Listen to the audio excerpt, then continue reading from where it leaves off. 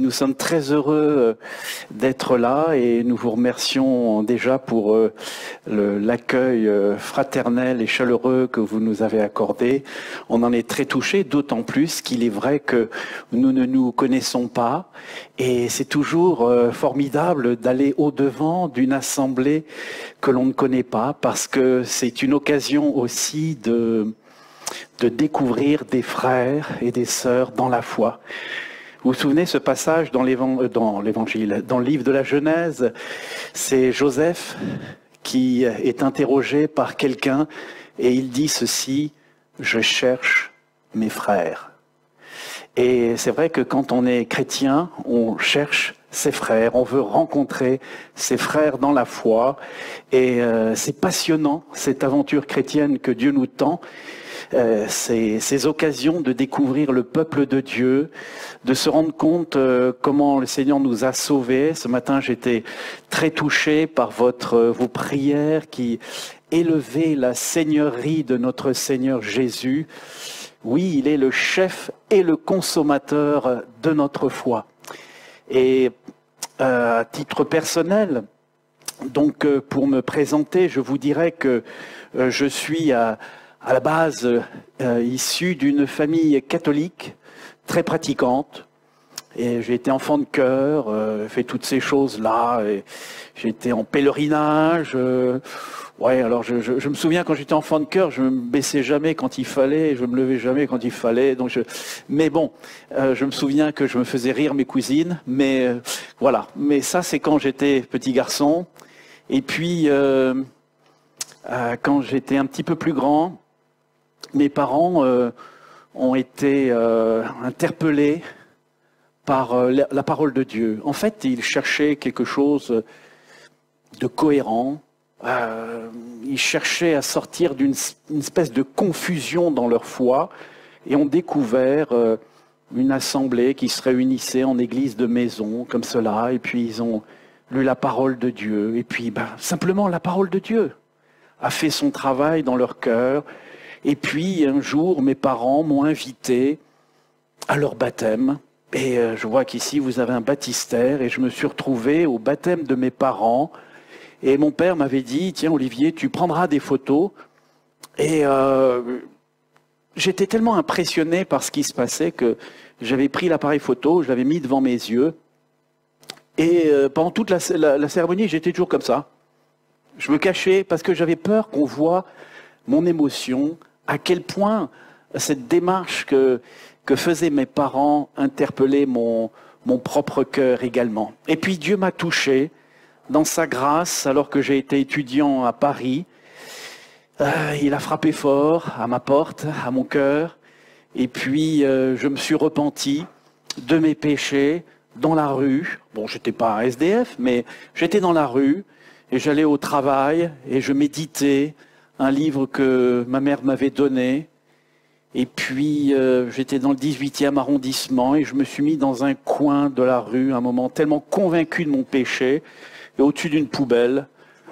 Voilà, c'était le bon lieu, j'oserais presque dire. Et là, j'ai demandé pardon au Seigneur pour mes péchés. Et j'ai fait la paix avec Christ. Et ma vie a été chamboulée. Alors voilà, après, je suis devenu pasteur. Et j'ai été pasteur pas immédiatement, hein, vous le comprenez bien, mais je suis devenu pasteur. J'ai été pasteur à Paris, à Lille et dans la région de Douai pendant 20 ans. Et comme j'avais un petit passé militaire, on m'a un jour proposé de devenir pasteur aux armées. Et depuis 8 ans, c'est ce que je suis. Je suis pasteur aux armées. Et du coup, j'accompagne les militaires dans tout ce qu'on appelle le soutien de l'homme, donc à la fois un soutien psychologique, puis un soutien spirituel.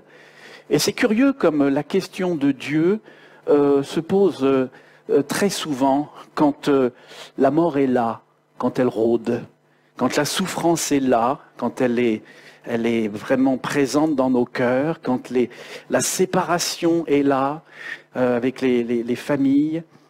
Eh bien, tout d'un coup, il y a beaucoup de gens qui font tomber les masques et qui écoutent, qui prient, qui s'approchent du Seigneur. Et voilà. Et donc, je suis aujourd'hui, depuis 4 ans, j'étais aumônier militaire à Salon-de-Provence et depuis le mois de septembre à Orléans. Voilà. Alors, je vous suggère de prendre votre Bible, si vous voulez bien, et de regarder un texte qui est tiré de l'Ancien Testament, plus précisément dans le livre de Néhémie. Et vous savez, à la fin des livres historiques, vous avez Esdras, Néhémie et Esther. Et on pourrait lire ensemble dans le livre de Néhémie au chapitre 2, à partir du verset 17. Pourquoi ce texte? En fait, vous savez, c'est un texte de combat. Et comment dirais-je, tout au long de l'année, nous avons étudié morceau par morceau, péricope par péricope, comme on dit, ce livre de Néhémie lors des études bibliques que je pouvais donner avec les militaires sur les bases. Et on s'est beaucoup édifié dans ce livre. Alors du coup, je me suis dit, tiens, profitons-en et partageons aussi un peu ce que nous dit ce texte de Néhémie. Alors, je vais vous en faire la lecture. Néhémie, chapitre 2, verset 17, et nous lirons jusqu'au chapitre 3, verset 12. Rassurez-vous, je ne vais pas faire la dissection de chaque mot et de chaque verset, parce qu'on aurait beaucoup de temps, mais tirer un petit peu, comme on dit, la substantifique moelle à partir de ce verset que vous avez sous les yeux. C'est Néhémie qui parle et qui dit « Je leur dis alors, vous voyez le malheureux état où nous sommes. Jérusalem est détruite et ses portes sont consumées par le feu. Venez, rebâtissons la muraille de Jérusalem et nous ne serons plus dans l'opprobre. » Je leur racontai comment la bonne main de mon Dieu avait été sur moi et quelles paroles le roi m'avait adressées. Ils dirent « Levons-nous et bâtissons ». Et ils se fortifièrent dans cette bonne résolution. Sambala, le Horonite, Tobija, le serviteur ammonite, et Geshem, l'arabe, en ayant été informés, se moquèrent de nous et nous méprisèrent. Ils dirent « Que faites-vous là? Vous vous révoltez contre le roi ?» Et je leur fis cette réponse. « Le Dieu des cieux nous donnera le succès, nous, ses serviteurs. Nous nous lèverons et nous bâtirons, mais vous, vous n'avez ni part, ni droit, ni souvenir dans Jérusalem. » Eliashib, le souverain sacrificateur, se leva avec ses frères, les sacrificateurs, et ils bâtirent la porte des brebis. Ils la consacrèrent, en posèrent les battants, ils la consacrèrent depuis la tour de Méa jusqu'à la tour de Hananil. À côté d'Eliashib, bâtirent les hommes de Jéricho. À côté de lui, bâtit aussi Sakour, fils d'Imri. Les fils de Séna bâtirent la porte des poissons. Ils la couvrirent et en posèrent les battants, les verrous et les barres. À côté d'eux travailla aux réparations Mérémoth, fils d'Uri, fils d'Akots. À côté d'eux travailla Meshulam, fils de Bérékia, fils de Méchézabil. À côté d'eux travailla Sadok, fils de Baana.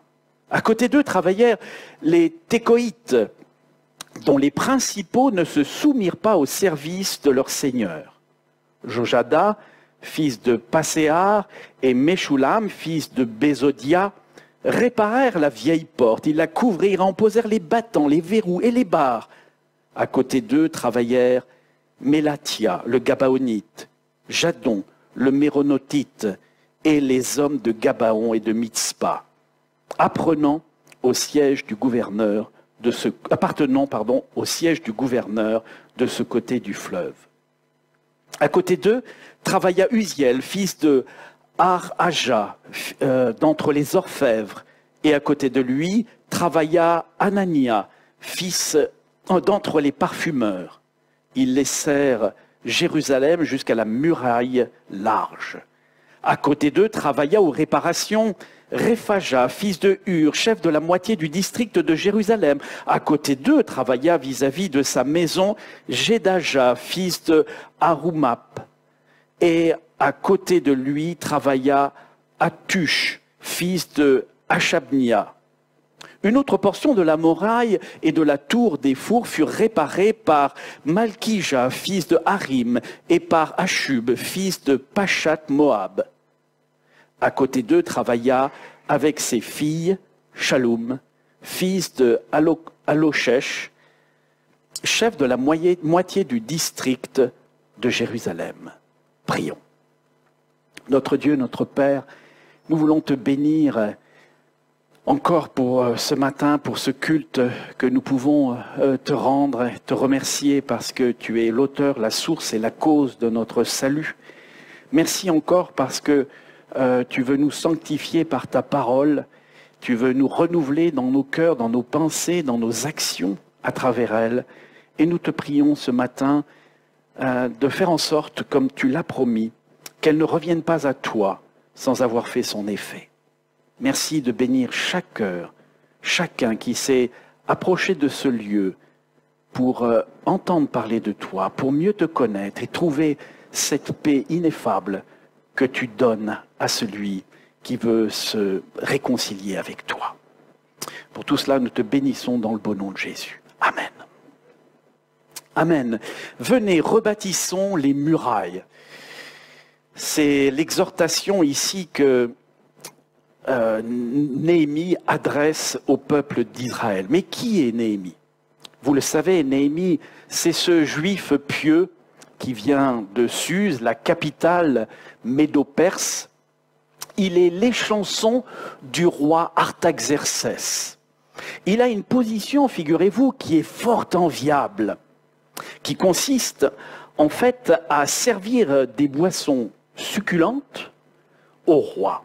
Imaginez Château Yquem, Château Pétrus, Pommard millésimé, Romanée Conti à 15 000 € la bouteille, Mouton Rothschild et bien d'autres. D'aucuns diraient que du bonheur. Et c'est vrai, c'était une position extrêmement enviable. Jacques Séguéla, le célèbre publiciste, disait qu'un homme qui n'a pas sa Rolex à 50 ans n'a pas réussi sa vie. Eh bien, figurez-vous qu'on peut dire que lui, humainement parlant, il l'avait réussi. Il n'avait peut-être pas sa Rolex, mais il avait une position fort enviable. Il avait tout ce que finalement pouvait désirer un juif expatrié. Pour un élu parmi les déchus, il avait, comme on dit, le beurre et l'argent du beurre. Il pouvait profiter d'une vie fort agréable. Seulement voilà, et c'est là que tout se bouleverse. Seulement voilà, un compte-rendu lui est adressé sur l'état du peuple d'Israël qui est revenu au pays de la promesse. Et en particulier le peuple qui vit dans cette ville de Jérusalem. Et le rapport est le suivant, et si vous lisez au chapitre 1 et au verset 3, ces mots, dans ce rapport, ceux qui sont restés de la captivité, sont là au comble du malheur et de l'opprobre. Les murailles de Jérusalem sont en ruine et les portes sont consumées par le feu. Il s'ensuit pour Néhémie un effondrement intérieur complet. Il est complètement bousculé dans ce qu'était sa tranquillité d'homme bien établi. Nous le voyons dans le chapitre 1, il s'ensuit pour lui un profond abattement, il s'ensuit également un fardeau insupportable, j'oserais dire, sur cette condition du peuple d'Israël en terre promise, des prières, des jeûnes incessants, des supplications, et tout ça pour déboucher sur un envoi missionnaire. Un envoi missionnaire qui est pour lui libérateur sur la terre de ses ancêtres. Oui, c'est l'appel à se lever, j'oserais dire, comme peut-être certains d'entre vous l'ont connu dans leur propre existence. Eh bien, cette voix intérieure qui vous a arraché à votre tranquillité, peut-être, pour aller, comment dire, pour sortir, vous savez, de notre zone de confort et aller servir le Seigneur, le faire connaître, le glorifier en quelque sorte à travers notre vie. Alors voici Néhémie, il est à Jérusalem, il foule pour la première fois la terre promise, après un voyage de 1200 kilomètres. Et là, il est prêt à rebâtir les murailles de Jérusalem. Mais j'aimerais que nous répondions à quelques petites questions. Pourquoi, en fait, le peuple est-il réellement abattu ? On va essayer de répondre à cette question. À quoi servent aussi ces murailles, en fait ? Et puis, finalement, comment faut-il aussi les reconstruire ? Oui, je pose cette question, pourquoi le peuple est-il abattu ? Parce qu'a priori, les murailles sont à terre. Oui, mais pourtant, vous connaissez le texte. Pourtant, le peuple est en plein renouveau. Il est au comble du malheur et quand on lit ça, on a l'impression que la ville vient d'être détruite. Mais c'est pas vrai. Ça fait 70 ans qu'elle a été détruite. Et puis, de plus, ils sont maintenant sur le retour. Ils rentrent de la captivité. Et puis, le peuple est rentré chez lui, mais on a rétabli l'autel des sacrifices. Et plus encore, le temple a été rebâti. Le peuple peut s'approcher de son Dieu, venir le louer, lui offrir des sacrifices. On peut dire que bien, ça s'était fait sur l'ordre de Cyrus. On lit dans le livre d'Esdras que lorsque ce temple fut rebâti, des cris de joie se sont mêlés aux pleurs des anciens qui avaient connu l'ancienne gloire d'Israël. Mais en fait, le cœur de la foi juive a été restauré. Le support, je veux dire l'autel des sacrifices, ses rites, ses offices, les Lévites sont là, les sacrificateurs sont là. Bon, il n'y a qu'à, et je veux dire, c'est que du bonheur. Bon, certes, il y a quelques ruines autour de nous, mais c'est quand même pas... On est quand même dans un élan ascendant. Tout y est pour que le peuple soit dans une ferveur religieuse et dans un enthousiasme conquérant. Et curieusement, ce n'est pas le cas. Curieusement, il est écrit que c'est tout l'inverse. Il est au comble du malheur et de l'opprobre. Vous entendez ? Là, il n'est pas ici, il n'est pas en train de traverser un petit passage à vide. Il n'est pas en train de connaître une petite chute de tension, un petit coup de blues, un petit coup de déprime passager, comme ça nous arrive à tous. Il est écrit, et le texte hébreu est très fort ici, et il est en train de dire qu'il est au comble du désastre et de la honte. Waouh, c'est fort. Ces mots forts, je dirais, auraient toute leur pertinence si cela dépeignait l'état des Juifs après le sac de Jérusalem. Là, ils avaient de quoi d'être au comble du malheur. Imaginez, vous avez une belle assemblée, un beau temple, un bon collège pastoral, des super diacres. Votre église serait donc au comble du malheur. Il y a un truc qui ne va pas. Autre curiosité, nous lisons au chapitre 8 qu'un grand réveil spirituel est survenu une fois que les murailles de Jérusalem ont été reconstruites. Oh, ça, c'est curieux, ça. J'aurais bien vu, moi, le réveil après la construction du temple. Vous voyez bien le truc, mais des murailles. Enfin, c'est des murs, quoi. On n'adore pas les murailles.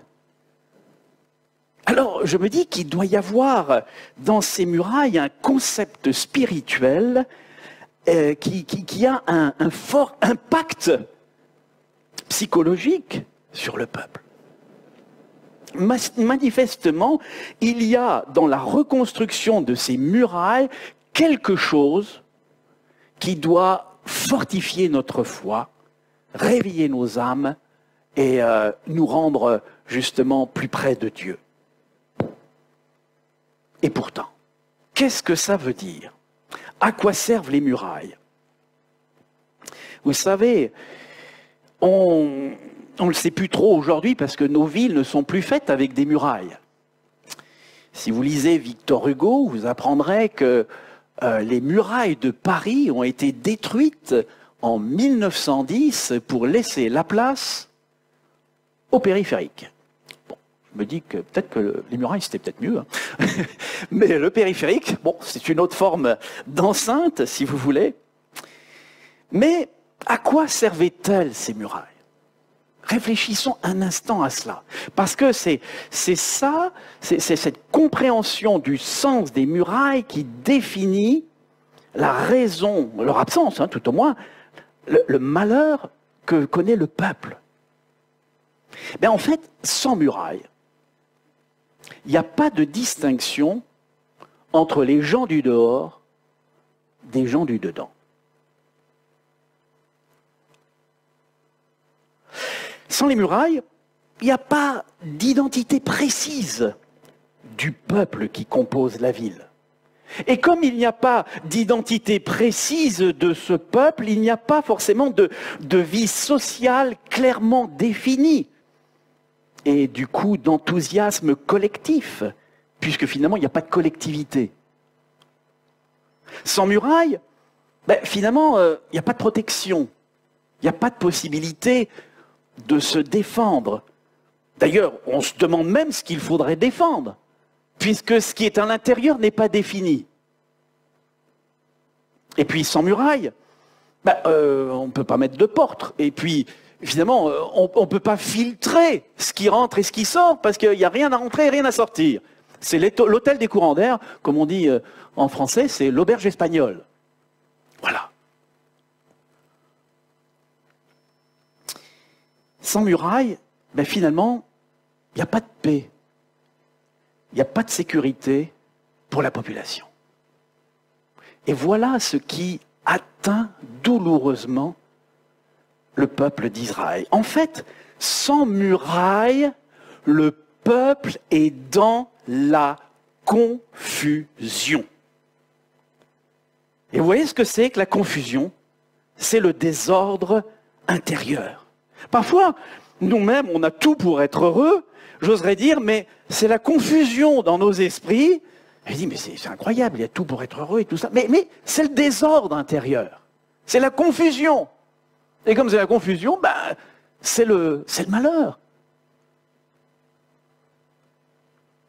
Vous savez, connaissez un peu cette expression, mieux vaut un petit chez soi qu'un grand chez les autres. Mais quand on est chez soi, vous voyez ce que je veux dire, voilà. Mais qu'un grand chez les autres, vous ne savez pas où vous êtes dans tout cela. C'est un petit peu ça, ce qui se passe pour le peuple d'Israël. Alors, il ne sait plus qui il est, ni ce qu'il fait. C'est un peuple qui ne ressemble finalement à rien et qui ne sait pas vraiment comment glorifier son Dieu. Et finalement, à vouloir être comme tout le monde, il ne ressemble à rien. Comprenons bien que les murailles servent à définir ce que, dans notre théologie, nous appelons la sanctification. C'est-à-dire le fait d'être mis à part pour Dieu. N'est-ce pas? Dans le livre de Josué, il est écrit dans le commencement de ce livre de conquête et d'enthousiasme conquérant. Alors bien entendu, nous ne sommes pas engagés dans une même conquête, mais il est écrit « Sanctifiez-vous, car demain, l'Éternel fera des prodiges au milieu de vous. Vous voyez la relation de cause à effet. Des prodiges au milieu de vous. Le Seigneur va marcher triomphalement au milieu de vous. Vous irez de victoire en victoire. Le Seigneur vous surprendra par sa présence glorieuse. Il prendra son plaisir en vous et vous le glorifierez. Pour cela, sanctifiez-vous. Souvenez-vous que le Seigneur, au commencement du monde, avait placé nos premiers parents, notre cher Adam, notre chère mère Ève, derrière des murailles. Ça s'appelait un enclos que l'on appelle, eh bien, le jardin de Dieu, le jardin d'Éden. Le terme définit un enclos. Il y avait même une porte, d'ailleurs. Ils avaient la charge de le cultiver, de le garder. Ils ne l'ont pas fait. Tout d'un coup, ils se sont retrouvés à l'extérieur de ce jardin d'Éden, parce que l'intérieur n'était plus différent de l'extérieur. Et donc eux-mêmes se sont trouvés comme des pauvres êtres, sans but ni direction. Bon, le Seigneur est venu au-devant d'eux.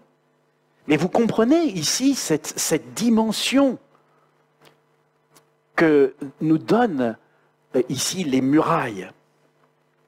Sans murailles, pas de visibilité du peuple de Dieu.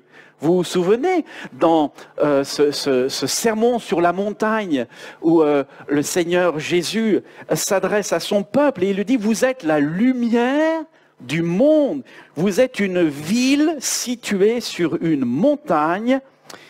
Et une ville située sur une montagne ne peut être cachée. Elle ne peut être cachée pourvu qu'elle ait des murailles. Pourvu qu'elle ressemble à quelque chose. Qu'elle se distingue à flanc de montagne. D'ailleurs, j'oserais presque dire, puisque cette ville est aussi celle de la terre, eh bien cette ville, elle a de la saveur, parce qu'elle est singulière, parce qu'elle se distingue de ce qu'il y a tout autour. Mais si elle n'est plus distincte de ce qu'il y a tout autour, qu'est-ce que nous dit le Seigneur? Elle perd sa saveur. Et quand on perd sa saveur, tout est fade dans la vie. Rappelons-nous que nous sommes ce peuple mis à part pour Dieu. Dieu nous a élus avant la fondation du monde, afin que nous soyons ses enfants d'adoption, que nous le glorifions dans ce monde qui ne le connaît pas. Et je me suis réjoui ce matin en voyant que vous essayez ainsi d'interpeller par des films et toutes sortes d'actions, eh bien ce monde qui a besoin de connaître le Seigneur. Mais si à l'intérieur on n'est plus distinct de l'extérieur, qu'est-ce qu'on peut apporter à ce monde? Alors, cette identité, ce sont ces murailles pour nous chrétiens, qu'est-ce que c'est exactement? Alors, j'ai pensé à un verset pour essayer de définir ce que sont ces murailles. Dans l'évangile de Jean, chapitre 15, versets 5 et 6, Jésus dit ceci: « Demeurez en moi et je demeurerai en vous. Celui qui demeure en moi et en qui je demeure porte beaucoup de fruits, car sans moi vous ne pouvez rien faire. Si quelqu'un ne demeure pas en moi, il est jeté dehors, il sèche, puis on le ramasse et on le brûle. » Très intéressant, demeurer. Et demeurer, il y a le mot demeure, habitation. Et nous avons une habitation en Christ, c'est-à-dire tout ce qui va nous singulariser, c'est tout ce qui relève de la communion avec Christ. Et j'oserais dire, exit tout ce qui n'en relève pas, tout ce qui n'est pas conforme à sa pensée, à sa parole. Et nous avons pour cela ce devoir de méditer cette parole, pour chercher la volonté de Dieu, pour être au cœur de cette demeure, de ces murailles, pour pouvoir ainsi avoir cette singularité qui honore notre Dieu. Ce n'est pas simple Parce que tout d'un coup, quand vous définissez des murailles, vous vous singularisez, comme je le dis. Mais finalement, avec les murailles, il y avait des portes. Et puis les portes, ça filtre. On fait entrer, on ne fait pas entrer. On ferme, on ne ferme pas. Le peuple d'Israël, par exemple, fermait les portes de Jérusalem le jour du sabbat. Parce que, voilà, il y avait la règle du sabbat. Alors, on n'est pas dans cette même théologie, bien entendu. Mais vous voyez, tout d'un coup, dès qu'il y a des portes, il y a une responsabilité. Qui fait quoi? Quand finalement, il n'y a pas de muraille, on peut faire tout ce qu'on veut. Et puis rien du tout en même temps. Vous voyez ce que je veux dire? Un peuple qui a des murailles, du coup, porte des fruits. Parce qu'il, comment dirais-je, il est en son Dieu, il demeure dans sa parole, il demeure dans sa personne. Et le Seigneur nous a dit, mais voilà, si ma parole demeure en vous et si je demeure en vous, eh bien, demandez ce que vous voudrez et cela vous sera accordé. Alors, chers frères et sœurs, voyez à quelle heure nous sommes. Je ne vais pas faire un déballage de toute l'actualité, de tout ce qui se passe dans notre monde, mais je vous citerai un certain apologète anglican qui est mort en 1936, date intéressante pour ce qui suit. Il s'appelle Chesterton, un apologète, je disais, anglican.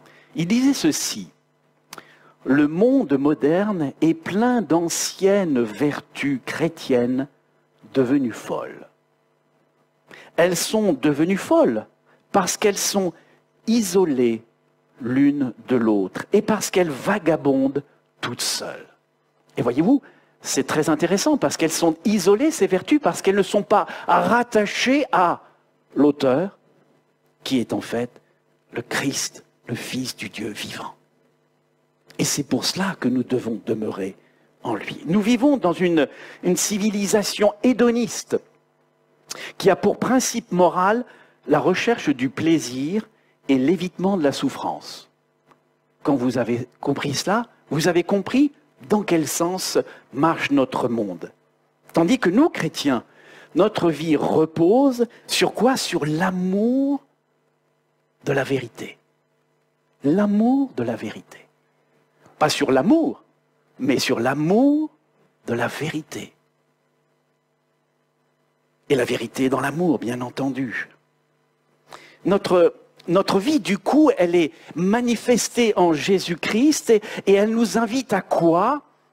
Au renoncement à soi. Et c'est-à-dire que quand on renonce à soi pour glorifier Christ, c'est là qu'on trouve le vrai contentement.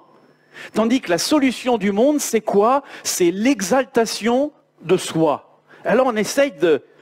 Alors, je sais pas, vous savez, c'est le fil bleu sur la bande bleue, le fil rouge sur la bande rouge, et le problème, c'est qu'on n'arrive pas à mettre les bons fils sur les bonnes cosses, parce que ça ne va pas ensemble, l'exaltation de soi et le renoncement à soi. Du coup, nous vivons un christianisme parfois qui est un christianisme, comme on dit, open bar, open space. Et finalement, parfois on ne sait plus trop ce qu'on est. Le monde moderne dans lequel nous vivons a pour vocation de déconstruire les murailles qui ont pourtant été toutes ces singularités qui ont été enseignées par la foi chrétienne. Autant de frontières qui définissent les rapports entre les hommes, entre les femmes, entre les adultes, entre les enfants, entre les uns et les autres, qui n'ont pas forcément vocation de nous opposer, mais qui ont vocation de travailler dans la complémentarité. Aujourd'hui, nous avons, tout est en transsexuel, transhumanisme, transgenre. Voilà dans quel monde nous vivons. En fait, il existe aujourd'hui un monde dans lequel on remet en cause toute forme de déterminisme. Si demain vous voulez dire que l'herbe est rose, vous pouvez le faire. C'est votre choix. D'ailleurs, on ne sait plus aujourd'hui faire la distinction entre ce qui relève du factuel et des opinions. Parce qu'on n'a plus cet ancrage. Alors j'ai dit on, c'est la société. D'où l'importance pour nous d'être bien enracinés dans ce demeurer en Christ, dans un monde qui est ainsi chamboulé.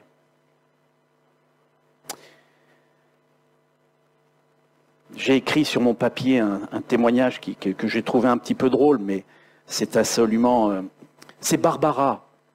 Barbara, c'est une jeune femme norvégienne.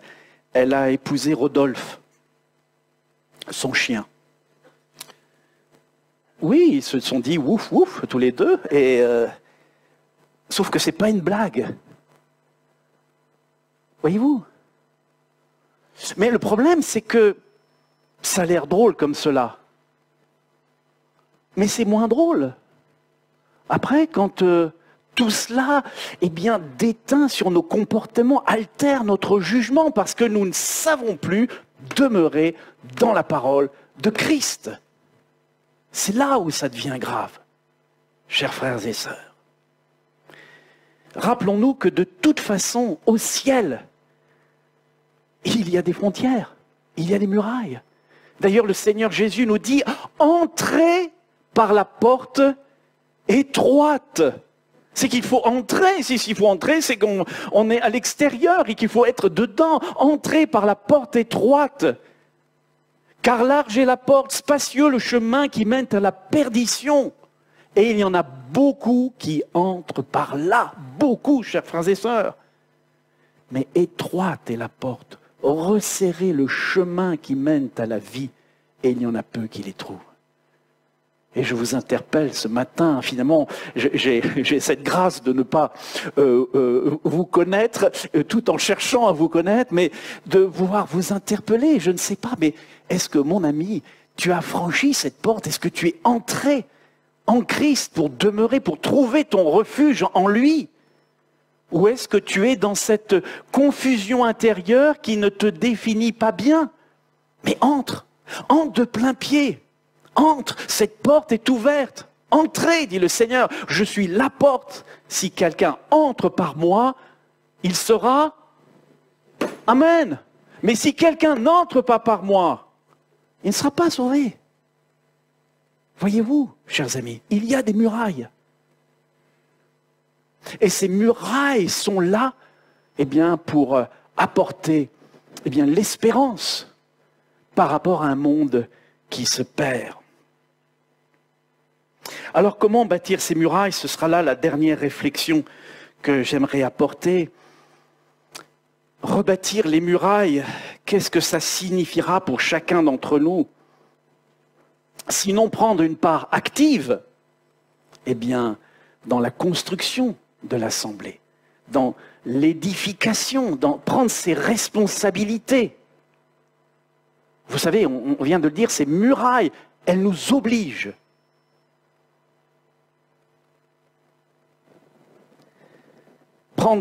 Ça veut dire que si je suis dedans, je suis un témoin pour ceux qui sont de l'extérieur. Et puis si je suis à la porte, je suis là pour réfléchir. Mais qu'est-ce qui rentre? Qu'est-ce qui sort? Qu'est-ce qu'il y a? Qu'est-ce qui ne va pas? Vous voyez ce que je veux dire? Je suis une sentinelle. Voilà ce à quoi nous sommes appelés. Alors, voyons comment les enfants d'Israël s'y sont pris. Alors, il y a tout le chapitre 3, et j'en passe, et des meilleurs, mais juste quelques réflexions. On voit simplement que dans le texte que nous avons lu, cet appel de Néhémie a été entendu. Et ce qui est passionnant, c'est que Néhémie dit « Venez et rebâtissons les murailles » et le peuple dit « Levons-nous et bâtissons ». Et c'est ce qui est passionnant, c'est ici, c'est le nombre d'occurrences du verbe « se lever » qui sont là dans ce texte. Levons-nous et bâtissons. Prenons nos responsabilités en tant que chrétiens. Défendons cette citadelle qui est justement le témoignage de Jésus-Christ dans un monde qui ne le connaît pas. Oui, ce n'est pas facile. Il y a un renoncement. Et quand on est témoin, on peut être sur les murailles visé, j'oserais dire, par quelques flèches. Mais nous sommes en sécurité malgré tout avec le Seigneur. Regardez ici, au chapitre 3, nous voyons Eliashib, le souverain sacrificateur, qui a montré l'exemple. Du reste, il a participé à la reconstruction de la porte des brebis. Il y avait peut-être là un petit intérêt pour lui, parce que il était sacrificateur, brebis, porte, tout cela. Donc tout ça, ça menait au temple, et finalement, il était très concerné par tous ces sacrifices. Mais il a participé, et il a donné le ton en s'appliquant à bien faire valoir toute la chaîne de sa responsabilité. Il y a les hommes de Jéricho qui sont venus prêter main forte. Rendez-vous compte? C'est-à-dire que parfois on se trouve tout seul, mais dès qu'on se lève, eh bien, il y a des autres qui vont être au loin, qui vont dire, ils se sont levés, on va aller les aider, on va prier pour eux, on trouve une complémentarité, on trouve des ressorts collectifs pour combattre ensemble. C'est passionnant. D'ailleurs, on voit Jojada et Meshulam. Tout d'un coup, deux hommes qui n'étaient pas forcément impliqués dans un travail en commun. Tout d'un coup, ils se trouvent en complémentarité et ils vont bâtir ensemble. Tu viens avec moi, je viens avec toi, et on y va ensemble. Et puis, vous avez les Técoïtes. Alors, leurs chefs, ils n'étaient pas très décidés. Qu'à cela ne tienne, nous on ira quand même. Voilà. Il y a aussi, il y avait ceux qui avaient les mains bien manucurées, Uziel, l'orfèvre, et Anania, le parfumeur. Mais ils ont mis les mains dans le cambouis, eux aussi. Et ils sont levés pour bâtir cette muraille, pour défendre la foi. Shalom a travaillé, lui, avec ses filles. Pas de fils, qu'à ça ne tienne, on ira ensemble. Allez les filles, en avant. Et tout le monde s'est levé et a servi ainsi le Seigneur. Tout le monde a travaillé côte à côte. C'est passionnant. Ils étaient là au comble du malheur et côte à côte, ils sont partis de la muraille des brebis, de la porte des brebis, et ils ont fait tout le tour pour revenir jusqu'à la porte des brebis. Chacun à sa place, chacun devant sa maison, chacun même devant sa chambre.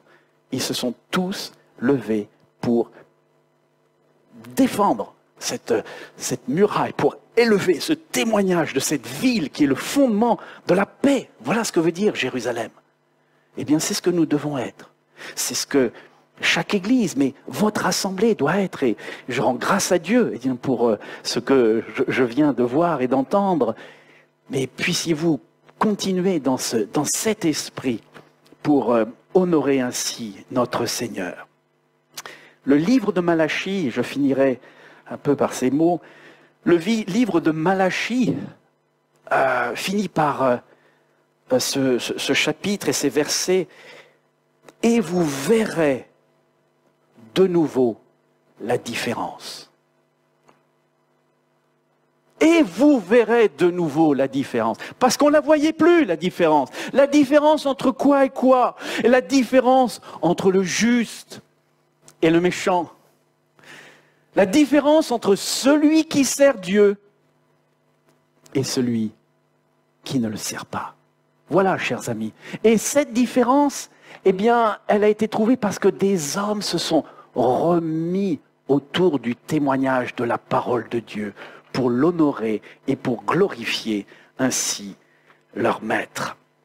Alors mon frère, ma sœur, Dieu t'attend là où tu es pour que tu te lèves et que tu défendes le témoignage de l'Évangile, le témoignage de la foi en Jésus-Christ, et que dans ta vie tu puisses demeurer en lui pour offrir un témoignage qui met du sel, chers amis. Mais mince, le sel, comme on dit, ça donne soif, et le sel sur une plaie, ça pique. L'Évangile, chers amis, ça pique. Ça pique parce qu'il faut parfois dire les choses. Il faut dire que le péché, c'est un péché. Et que le péché n'honore pas Dieu. Et que le pécheur qui ne se repent pas de ses péchés n'entrera pas dans la gloire de Dieu. C'est comme ça. Mais par contre, quand on l'annonce, l'Esprit du Seigneur accompagne et se glorifie dans le cœur de ses enfants. Dernière petite anecdote. Une femme juive expliquait à un journaliste pourquoi elle allait dans les écoles de France pour parler de la Shoah, l'Holocauste des Juifs pendant la Deuxième Guerre mondiale.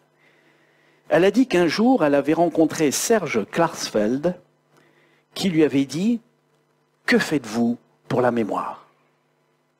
Que faites-vous pour la mémoire ?» La mémoire de quoi ? La mémoire de nos parents qui sont morts. Que faites-vous pour la mémoire ? Sachant qu'oublier les morts, c'est les tuer 2 fois. Voilà. Et c'est pour ça qu'elle s'est levée et dit non, je peux pas rester comme ça. Nous n'aurons pas simplement la mémoire de nos pères dans la foi, qui sont peut-être morts dans notre pays, même pour la cause de l'évangile, mais nous honorons la mémoire de celui qui est toujours vivant, le Seigneur Jésus-Christ, qui a été placé sur une croix, qui est mort sur la croix pour tes péchés, qui est descendu au tombeau, qui est ressuscité des morts, qui est monté au ciel et qui va revenir. C'est pour cette mémoire-là. Et Paul a dit à Timothée, souviens-toi de Jésus-Christ. Alors, mon frère, ma sœur, toi aussi, souviens-toi de lui et demeure en lui afin que, comment dirais-je, tu puisses porter avec ton Église beaucoup de fruits à la gloire de son nom. Amen. Amen. Si vous voulez bien, eh bien, je vous invite à vous incliner dans la prière. Notre Dieu, notre Père, nous te louons, nous te bénissons pour ces instants partagés. Combien je veux te dire encore mon bonheur d'être ici ce matin avec mes frères et mes sœurs, que je découvre cette famille en Christ, que tu as arraché eh bien, à la nuit de ce monde pour les établir sur le rocher des siècles, sur notre Seigneur Jésus-Christ.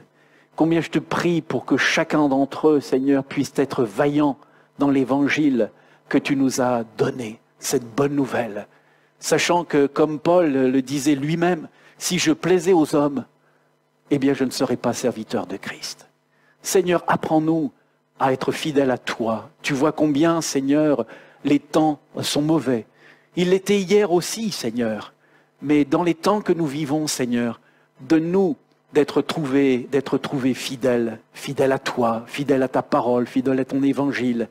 Vaillants pour défendre cet héritage qui a été transmis aux saints une fois pour toutes, Seigneur.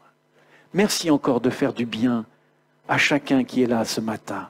Et si, Seigneur, certains ont besoin de franchir cette porte étroite, Seigneur, presse-les par ton esprit. Presse-les d'entrer et de faire cette paix avec toi, dans cet élan du cœur qui procède de ton Esprit Saint.